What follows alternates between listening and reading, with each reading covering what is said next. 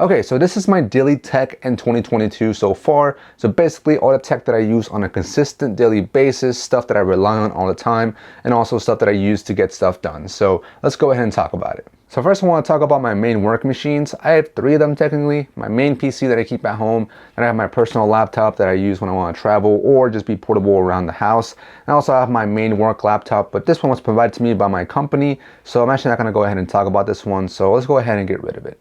So first talking about the main PC, it's kind of old. I built it back in 2018, so it's got some outdated specs to today's standards. It's got a GTX 1070 Ti and an Intel i7-8700 with 16 gigabytes of RAM and then a bunch of other storage for when I have to store files. So for the most part, it runs fine right now. You know, it can run a lot of the games that I have, and I actually built it with gaming in mind, but I ended up doing very little gaming. So now I use it for video editing. So it's where I make all my videos.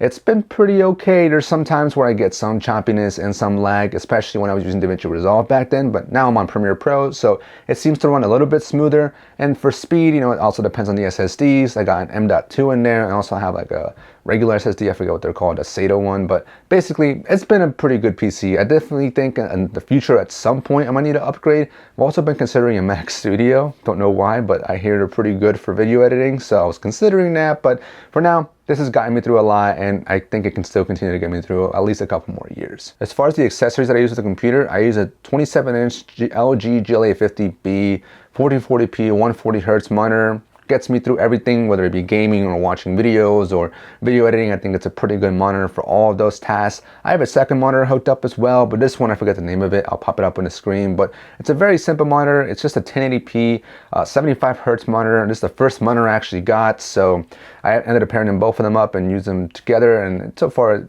makes a pretty good productive workstation for me. I use the MX Master 3 as my mouse. Comfortable, simple, easy mouse to use. I love it. For my keyboard, I use a Logitech GN15 TKL. It's the clicky version. It's a very comfortable keyboard in my opinion. I love how clicky it is. The typing experience is absolutely phenomenal. For me at least, I like it. It's comfortable, it's compact. I think it's a really good keyboard overall, but I did already break one of the keys. I accidentally dropped a phone on top of it and it broke it, but I don't really use that key, so I just let it sit all crooked. It's also RGB, and you can customize it as you'd like if you want to. Only thing is that it's a little bit pricey in my opinion, and it uses micro USB. I do wish it used USB-C, but with a little adapter I was able to fix that issue. But either way, it's still a really good keyboard in my opinion. So then my personal laptop. So this one right here is the Asus Zephyrus ROG G14 laptop from 2021. So it's got the RTX 3060 and AMD Ryzen 9 and 16 gigabytes of RAM, as well as a 1 terabyte SSD. And I believe this is the Moonlight White colorway. So for the most part, it's been pretty reliable. It's been a pretty good laptop. It gives me pretty good performance, whether the power is plugged in or not. I think it still gives me good, reliable performance. Only thing I do wish and I regret a little bit is getting a smaller screen size. So this is a G14, so it's a 14-inch screen. I do wish I would have gotten like a 15-inch, the M15, or I don't know if it's G15, but like a 15-inch screen would have been better for me because I think it's a little bit small for my liking. But besides that, I think it's still a really good laptop. It provides me with a lot of good ports. The only port I am missing is the SD card slot when I'm video editing, but besides that, still pretty good. Speakers are loud, and actually I wouldn't say they're super loud, but they're pretty loud, and they got some nice like sound to them. They don't sound tinny, they don't sound cheap. They actually sound pretty good in my opinion. The keyboard itself is very comfortable to type on. The only bad thing about the keyboard is that the backlighting is pretty trash in my opinion. It's only really useful when you're in a very dark environment. Otherwise, the white light, it doesn't look too good. It doesn't go well with the like silver colored keys that it has, but for the most part it's still a really comfortable experience when you're typing. The trackpad is a little bit tiny for my liking as well. Again, it's probably has to do with the size of the laptop itself. I do regret not going with a bigger laptop, but either way, it's still a good laptop. It's reliable for the most part. Battery is hit or miss sometimes, so I wouldn't say hit or miss, but it's pretty okay. So when I'm video editing, I only get like 3 hours at most of video editing for my battery life, but when I'm browsing around, I get roughly maybe 6 and 8 if I'm lucky with a battery life. So for the most part, I think it's been a pretty good laptop. I don't regret 100% getting it. Only regret I have is, like I said, not getting a bigger size. I really wish I would have gotten a bigger size, but besides that, it's still a pretty good laptop. The next big tech thing that I use on a daily basis is going to be my phones. So there's the S22 Ultra and the Z Fold 3 that I'm consistently using pretty much every day. So the S22 Ultra I love because it's probably one of the best overall phones that I personally have. So, and I personally really enjoy using it. I think it provides me with all the basic stuff and more. And then the Z Fold 3, I just love to use it for multitasking. I think the inner display is one of the best devices or best screens you can use to multitask. It's not too big, it's also not too small compared to a regular phone. It just gives you a good screen to be able to multitask 2 apps at the same time. So I absolutely love using the Z Fold 3, and even though my SIM card may not be in this device every single day, I'm still using it on a consistent basis, and it's held up really well so far. I am seeing a little bit of the inner screen protector start to peel off a little bit, so I'm hoping it stays put for a little bit until the Z Fold 4 is available, so maybe I can trade it in for that. But for now, I love using these 2 phones, so these are the 2 main phones that I use on a consistent basis.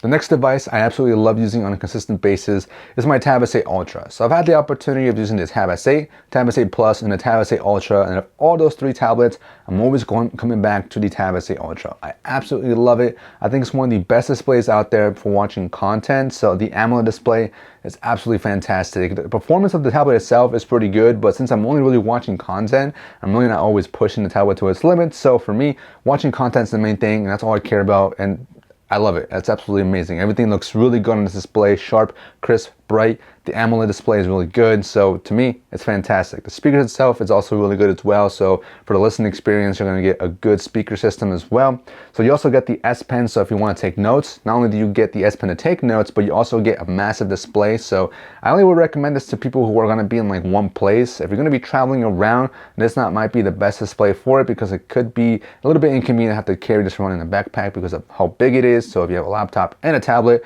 it takes up a lot of room, but either way, it's still nice that you have the S Pen included. And the keyboard case itself, the combination, I like it only because of the kickstand that's built into the actual back cover case. Absolutely amazing for you to watch content anywhere, so you can just prop it up and angle it as you please. Absolutely great for that. And it also has a little piece to protect the S Pen on the back so it doesn't fall off. The keyboard itself is pretty nice as well, but I'm not always using it for taking notes, but every once in a while when I do use it, it's an okay experience when typing. But besides that, I absolutely love the Tab S8 Ultra. The only downside I think I would say about it is potentially the battery life. I do find myself having to charge it by the end of the day at some days. So it really depends on how you use it. But since I'm always watching content, I do end up taking up the battery up pretty easily because I'll spend hours and hours just watching YouTube and stuff like that. So for the most part, battery life is okay. But besides that, the tablet itself, the Tab S8 Ultra, has been great. As far as audio, there's 3 different devices that I use depending on the situation I'm in. So when I need a speaker, I use my JBL Charge 4. I think the speaker is very loud and it also sounds really good in my opinion. It's also water resistant and it's got really good battery life. So for me, it's been a really good speaker in my opinion. And then for my over-ear headphones, I've been using the Sony WH-1000 XM5s. They sound fantastic. The noise cancellation is just amazing. And then they're just comfortable. I think they're very comfortable and nice to wear on your head. They're very light. So for me, I think they're really great. The battery life is also really good. I think I have to charge these like maybe every 2 weeks potentially. So they've been great on battery life as well. As far as earbuds I'm using, I use the Galaxy Buds 2. Now these are really only used because I have Samsung devices, so they work pretty well with other Samsung devices, so they can connect to them easily and also switch between them depending on which one is producing the audio. So that's really the only main reason that I use them. Sound quality is pretty good, and as far as comfort, they're okay. Every once in a while I have to take them out of my ear because I feel a little bit itchy or a little bit weird, or they start to slip out every once in a while. But besides that, they're pretty decent earbuds. I wouldn't say they're the best out there, but they're okay, and I especially like them that they work together with my Samsung devices pretty easily. And throughout my day, I try to put in some gaming sessions here and there. So the consoles I use is the Switch OLED and the PS5. So the Switch OLED is for those like moments where I have like 5 to 10 minutes, so very short periods. And the reason I love it for that is because 1, the games are okay for that, and 2, it's got a quick resume feature that allows me to quickly resume the game I was last playing. So the games I've been playing on here is just Pokemon, so it doesn't really push the Switch to its limits, I don't think. So performance has been running pretty well, and I'm mostly only playing the TV as well, so it's always usually docked, which is why I bought the Switch Pro controller. And this controller, to say the least, it's very simple and very boring, but at least the battery life is pretty good on this. I get maybe like 40 hours of use on this, which is pretty nice. It's only got HD rumbling to worry about, but besides that, it's a very simple and honestly boring controller here. Definitely overpriced. It's like $60 or $70 for it. Definitely should be a little bit lower for what you're getting, but it's Nintendo, so what do I expect? The Switch itself has still been holding up pretty well since I got it. I think I have some drift on one of my Joy-Cons already. I was playing it when I was on the plane, and I noticed when I was playing Mario Kart that the cart, you know, was drifting to one side without me touching the controller. So I was like, great, I got stick drift, which is okay though, because I use the Pro controller most of the time, but still something that I have to keep in mind now that I have drift on one of my Joy-Cons. But the Switch OLED display itself is really nice as well. So when I am playing mobile and trying to be taken around and stuff like that, it does look really good in my opinion. It gets plenty bright as well. But besides that, you know, it's a Switch, so it's for very casual gaming. I don't really do anything crazy on it, so that's great for that. When I do have a little bit more time on my hands, I will play on the PS5, which has been a great experience for the most part. So I do use a 1080p TV, and I am playing PS4 titles, so I'm probably not pushing the PS5 to its limits. So besides that, I think the PS4 still runs great. The loading times are fantastic. It's great because my sessions are short, so I don't always have time to wait for screens to load. So it's great that the games load really fast. The only downside I've had, or the only issue I've had, I should say, is on FIFA. For some reason, my career mode got busted. I don't know if it's the console itself or the game itself. I've tried reinstalling the game and it didn't fix anything, but it's a little bit disappointing because I love playing FIFA career mode, especially when you're a player. But besides that, everything else has been great. Games have run great. Performance has been great. I don't know what else to say besides it's been a really good console. The controller itself is really nice as well. The rumbling is fantastic. I love those feelings, but that leads to bad battery life, unfortunately. So I ended up getting like 6 to 8 hours of battery life, which is not that great in my opinion. I think it's like they say it can last about 12 hours, which even then is not that great either. So I definitely wish the battery life could be improved in future controllers. But besides that, it's been a really good controller. I think it's comfortable. And like I said, that rumbling is very nice as well. So overall, I think the PS5 is a great console for gaming. The next big thing is definitely going to be my Google Home Hub. If you took this away from me, I don't know what I would do. I would definitely struggle. So this does everything for me. It's literally a Google Assistant for a reason. It sets my alarms, sets my reminders, tells me the weather, controls my lights, controls my music. It does everything for me. I absolutely love it for that. The audio itself is kind of meh, so if you plan on using this for a lot of like listening to music and stuff like that, it's going to be a little questionable because when you're on low volumes, it sounds a little bit staticky, but when you're on high volumes, it lacks a little bit of bass. But besides that, it's still pretty decent for listening to casual music. You don't expect anything crazy here. But like again, the main thing is the Google Assistant features. I can set a routine. So basically in the morning, when I wake up, I'll say good morning and it turns my lights off. When I'm leaving for, I don't know, leaving for the day, leaving the house, I just say I'm leaving and it turns all my lights off. I'm coming home, I just say, hey, I'm home, turns my lights on. If I say good night, it turns my lights off. So routines are absolutely convenient on here. I also really like the sensor system it has on here. So say I'm listening to music or something like that and I just happen to walk by it, I can just easily show my palm and it just pauses the music. It can be a little bit finicky because it might not sense to you, and also there's times where it does sense to you when you don't want it to sense to you. So say I'm like just like stretching my hands like this, it'll accidentally sense me and pause the music. I'm like, what are you doing? So yeah, it can be a little bit finicky, but besides that, the Google Home Hub, absolutely love it. And just the Google Assistant, I don't know what I would do without it. And lastly, I have some other miscellaneous stuff that I use on a consistent basis that I rely on. Number one is my wireless charger Trio. This I use for charging. It's a 9-watt charger, so it's kind of slow. So I really only use this for overnight charging. It can charge 2 devices on the main pad. So usually it's like a phone and earbuds. It also has a spot for watches, but this is only for Samsung watches, unfortunately. And it's also unlimited on which Samsung watches. So if you have the Watch Active 2 and forward, it should be able to charge those. So if you have the Watch Active 2, Watch 3, or the Watch 4, they should work on this. I don't know about the first Galaxy Watch, and I also don't know about the next watch, the Watch 5 coming out. So those I'm not sure if they work on here, but I've tested those other 3 and they work fine on this. But besides that, it's a little bit limited, but it's still a decent and convenient wireless charger. Next is my SSD. I have 2 of these, one for my YouTube channel and then one for recording home videos.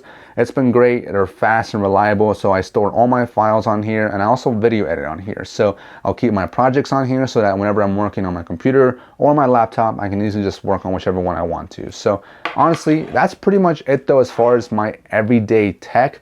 Let me know if any of that stuff you would find convenient. I'll try and link everything down below so that if you want to check it out, you can go ahead. I personally used all this stuff on a daily basis, so I definitely recommend everything I mentioned here. If I didn't recommend it, I wouldn't be using it. So besides that, that's been it. Let me know what you guys use and maybe I'll try and incorporate that into my life. But besides that, that's been it. Hope you guys enjoyed. Peace.